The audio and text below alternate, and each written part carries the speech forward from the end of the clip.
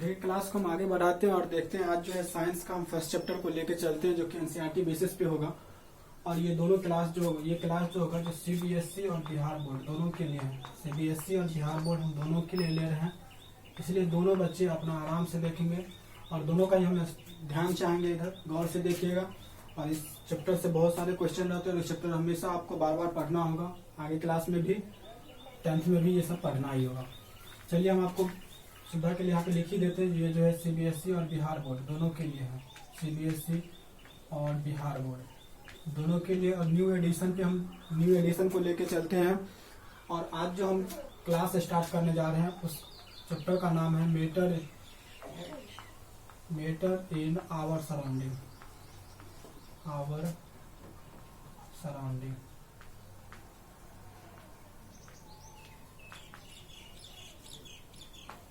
हमारे अगल बगल के जो पदार्थ हैं उनके बारे में हम पढ़ना चाहेंगे। हमारे आसपास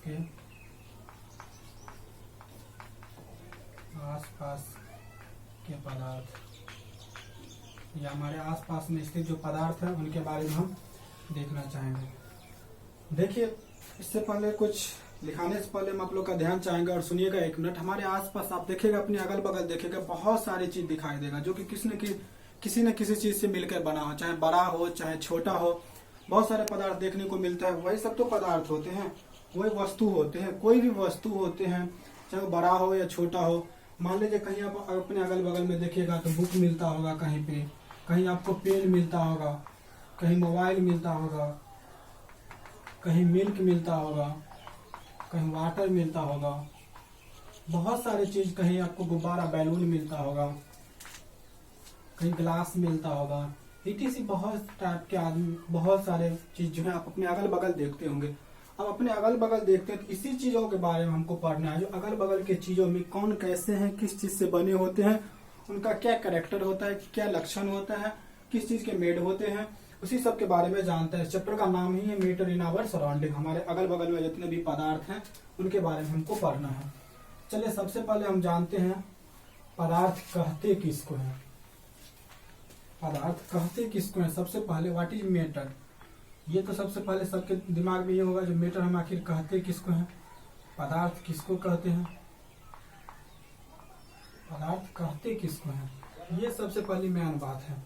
देखिए पदार्थ आप लोग को हम अच्छे तरीके से समझा दे। पदार्थ आप अगल बगल में जितने भी चीज देखते हैं, जितने भी वस्तु देखते हैं वो सब किसी न किसी चीज से मिलके बना होता है। वो सब किसी न किसी चीज से मिलके बना होता है। चाहे बुक हो तो बुक भी तो पेज से मिलके बना होता है, और ये पेज भी तो किसी न किसी चीज से मिलके बना होता है। किसी न किसी चीज से जो मिलके बना हो वही चीज तो इसका पदार्थ कहलाता है, वही चीज पदार्थ कहलाता है। ऐसा किसी वस्तु की सबसे छोटी इकाई जो होता है, सबसे छोटी इकाई, वही तो पदार्थ कहलाता है, वही तो मैटर कहलाता है। पदार्थ के बारे में हम लोग जान गए।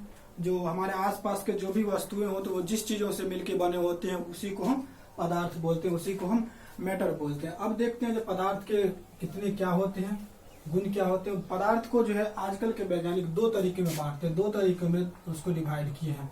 एक उसके भौतिक गुणों के आधार पर, एक भौतिक गुणों के आधार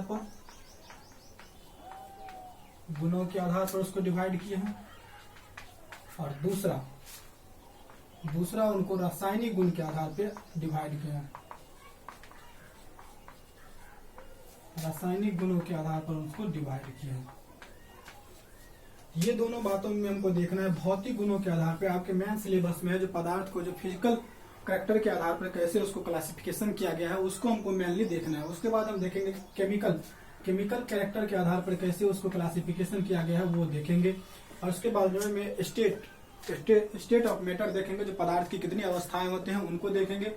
और आपके सिलेबस में, आपके चैप्टर में 9th क्लास में इतना ही होगा, और जो भी होगा उसके बाद न्यूमेरिकल चलेंगे, जो क्वेश्चन होगा उसको चलेंगे। चलिए सबसे पहले उसके हम भौतिक गुणों को देखते हैं। भौतिक गुणों के आधार पर हम देखते हैं। भौतिक गुणों कहने का मतलब उसको फिजिकल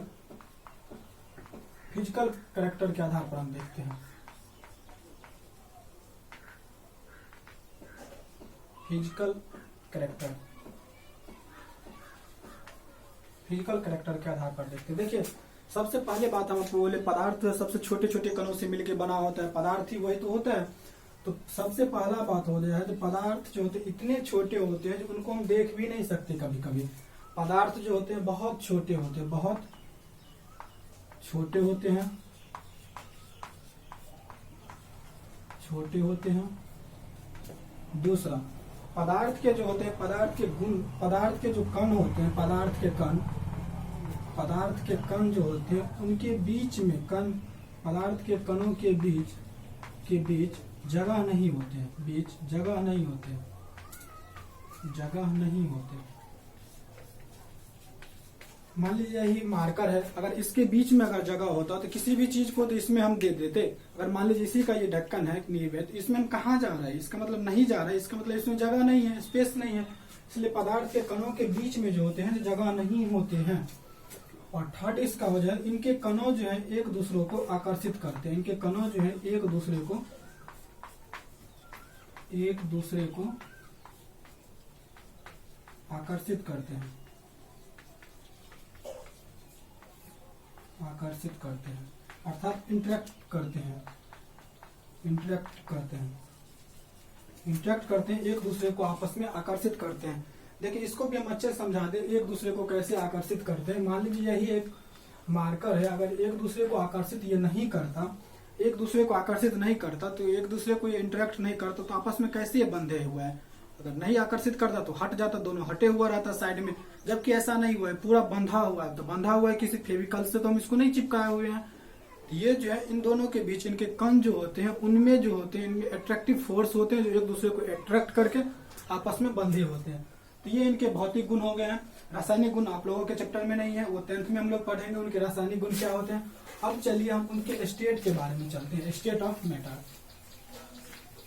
ध्यान दीजिएगा, आप लोग ध्यान से समझिएगा, और अगर कहीं समझने में प्रॉब्लम हो तो आप कमेंट कीजिए, उसका रिप्लाई आपको मिलेगा, और अगले वीडियो में उसको अच्छे से समझाएंगे भी, समझाने का कोशिश करें।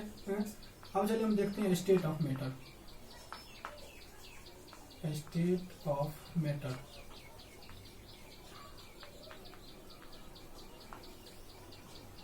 पदार्थ की अवस्थाएं,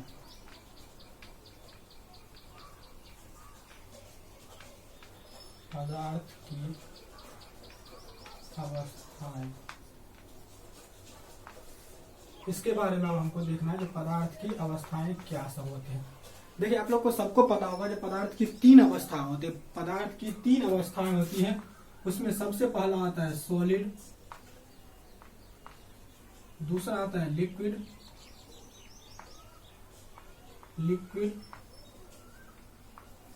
और तीसरा होते हैं गैस। आपको मेनली इसी तीनों के बारे में पढ़ना है अभी इस चैप्टर में, तीनों के बारे में पढ़ना है। सॉलिड को बोलते हैं हम ठोस, सॉलिड को ठोस बोलते हैं, लिक्विड को द्रव बोलते हैं, और गैस को गैस बोलते हैं। मेनली हम इन तीनों के बारे में पढ़ना है स्टेट ऑफ मैटर में, सॉलिड, लिक्विड एंड गैस। इन तीनों के बारे में हमको अच्छे से पढ़ना है। जो सॉलिड किसको बोलते हैं, सॉलिड का कैरेक्टर क्या होता है, लिक्विड किसको बोलते हैं, लिक्विड का कैरेक्टर क्या होता है, और गैस किसको बोलते हैं और गैस का कैरेक्टर क्या होता है। चलिए सबसे पहले हम सॉलिड को लेकर चलते हैं।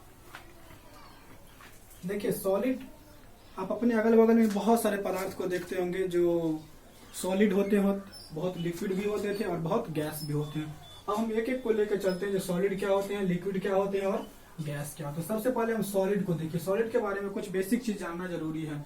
जैसे मान लीजिए मार्कर ही है, मार्कर को हम जहां पे भी रखें, फर्श पे रख दे, इसको बकेट में रख दे, हमेशा जहां पे भी रहेगा मार्केट अपने ही शेप, ये मार्कर जो है अपने ही शेप का रहेगा, मार्कर ही रहेगा। ना कि बकेट में रखेंगे तो बकेट आकार का हो जाएगा, फर्श पे रखेंगे तो फर्श का आकार का हो जाएगा। अर्थात सॉलिड में हम कह सकते हैं जो इसकी आकृति जो है, आकृति और आयतन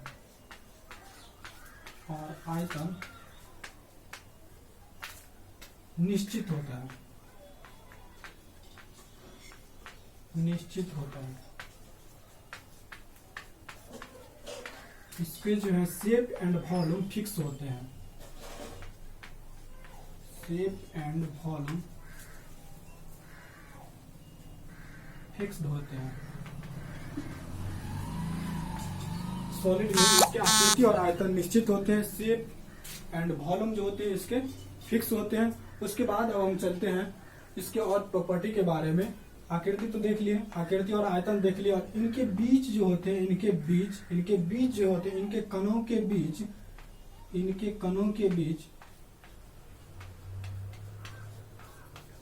बीच खाली जगह नहीं होते हैं, खाली जगह नहीं होते हैं। ये इसके सेकंड प्रॉपर्टी हो गया। और चलिए हम थर्ड प्रॉपर्टी के बारे में, इसको थर्ड प्रॉपर्टी में चलते हैं। ये तो सेकंड हो गया, आकृति और आयतन निश्चित होते हैं, shape and volume are fix, इनके कणों के बीच खाली जगह नहीं होते हैं। There are no any space between there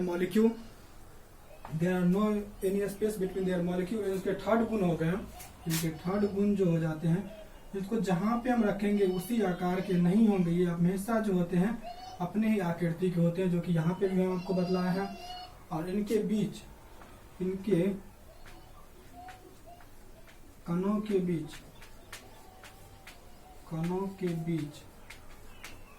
आकर्षण बल ज्यादा होते हैं, आकर्षण बल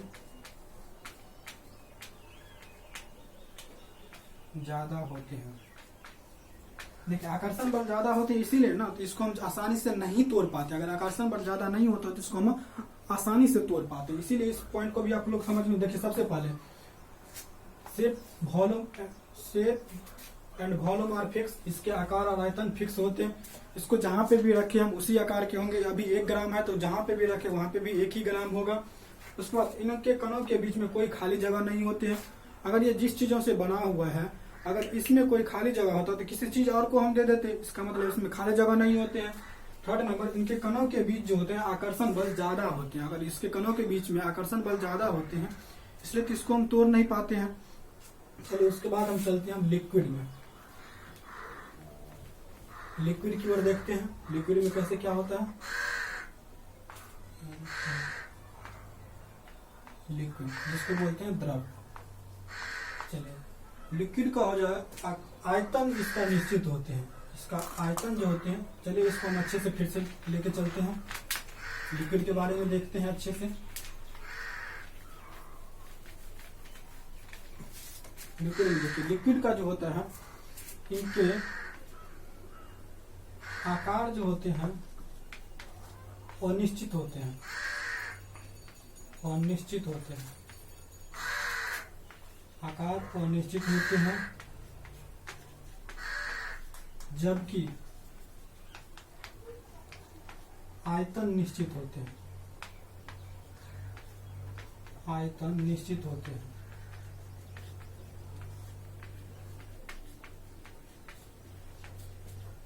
आप लोग भी समझ में आ गया होगा। लिक्विड जिसको द्रव बोलते हैं, जैसे पानी, मिल्क।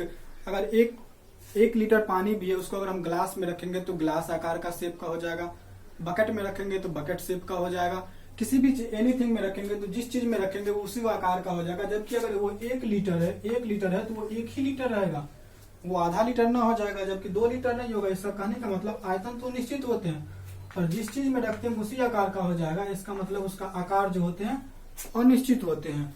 ये हो गया लिक्विड के फर्स्ट प्रॉपर्टी।